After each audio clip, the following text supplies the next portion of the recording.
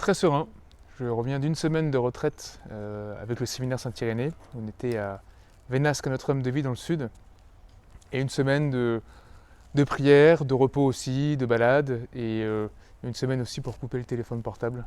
Et vraiment se remettre en face à face avec le Seigneur. Et ben voilà, Seigneur, je suis là pour toi. Et en même temps, c'est pas seulement contre moi et le Seigneur, mais c'était aussi, je me suis senti porté par la prière de tout le monde. La prière des paroissiens, la prière du diocèse aussi. Et ça, c'est extrêmement fort et précieux.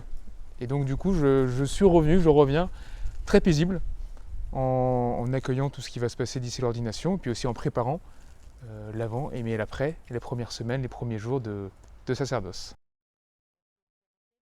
Il représente le buisson ardent avec au centre l'Eucharistie, et ça montre le brasier d'amour de Dieu qui embrase le cœur mais sans le détruire. Et pour moi c'était très important, et ça rejoint la phrase que j'ai choisie qui est « Votre cœur se réjouira et votre joie, personne ne vous l'enlèvera ». Jean 16, 22. En fait c'est ce feu brûlant d'amour qui est présent dans mon cœur depuis toujours, mais qui était parfois d'une manière beaucoup plus importante, notamment dans les différents appels que j'ai pu ressentir. Ça ne veut pas dire que c'est facile tous les jours, parce que parfois, même tout le temps, le feu brûle, mais c'est aussi pour purifier, mais c'est aussi le feu de joie, c'est le feu de l'amour, c'est le feu qui éclaire, c'est le feu qui illumine. Et c'est ce feu que j'espère transmettre aussi. Je ne suis pas prêtre pour moi tout seul, mais c'est être prêtre pour les autres et pouvoir transmettre ce flambeau de la foi pour que cette joie inonde le cœur de toutes les personnes que je pourrai rencontrer, mais surtout que le feu de joie inonde toutes les personnes qui vont rencontrer le Christ. Eh bien, elle est très heureuse. J'ai vraiment de la chance d'avoir des parents et avec ma grande sœur qui m'aident aussi dans les préparatifs très concrets, mais aussi qui me portent dans leurs prières. Et c'est l'occasion aussi de nous rapprocher, de vivre quelque chose de fort en famille, comme pour un mariage. J'imagine que lorsqu'on se marie, c'est le moment de partager des choses, de réévoquer des souvenirs. Et au-delà des comparaisons avec le mariage, moi, je compare beaucoup avec la grossesse et l'accouchement. C'est-à-dire qu'à l'accouchement, il y a 9 mois, et puis après ces 9 mois, il y a quelque chose qui se termine, et puis toute une vie qui s'ouvre, dont on n'imagine pas de quoi elle sera composée. Et bien pour moi, c'est un peu la même chose. 7 ans de séminaire, ça a été ces 7 ans de grossesse. Et maintenant, c'est l'accouchement, le départ d'une nouvelle vie. À la fois, je reste tout à fait le même et porteur de plein d'autres choses, et d'aventures, de projets, de vie qui vont me conduire je ne sais pas où. Mais il n'y a plus qu'à grandir. Dimanche, je serai un bébé prêtre.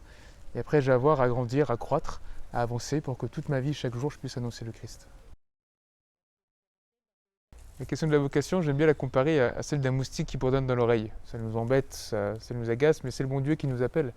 Seulement, c'est pas pour nous piquer, mais c'est pour nous appeler à un amour et une vie très grande. Et je voudrais dire à tous les jeunes qui se posent cette question-là, que oui, il y a un risque. Et que oui, à un moment donné, c'est comme pour faire du vélo, on est en déséquilibre, il faut avancer, mais il faut accepter ce déséquilibre-là pour aller plus loin. Et moi, je ne regrette absolument pas d'avoir répondu à cet appel-là. Et pour dire qu'on n'est pas non plus tout seul. C'est aussi l'occasion de rencontrer plein d'autres jeunes qui vivent ça dans le parcours du séminaire ou autre.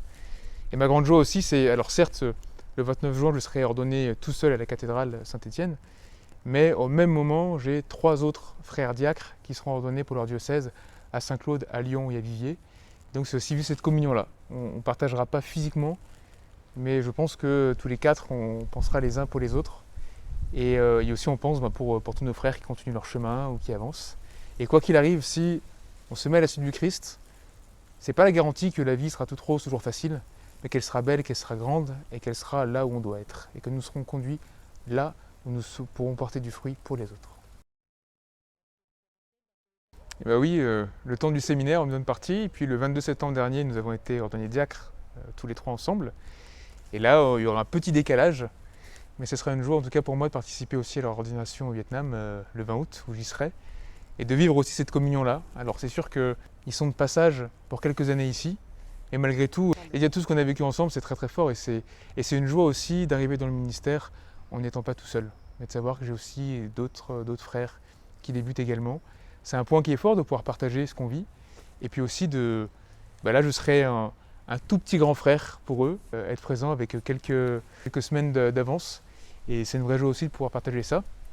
Et moi j'espère aussi, mon grand espoir, c'est qu'on puisse avoir plein de petits frères séminaristes, non pas pour les embêter, mais les porter dans la prière et puis les voir arriver, pour que notre diocèse puisse continuer de vivre, d'être jeune, et que plein de jeunes puissent répondre à l'appel du Seigneur.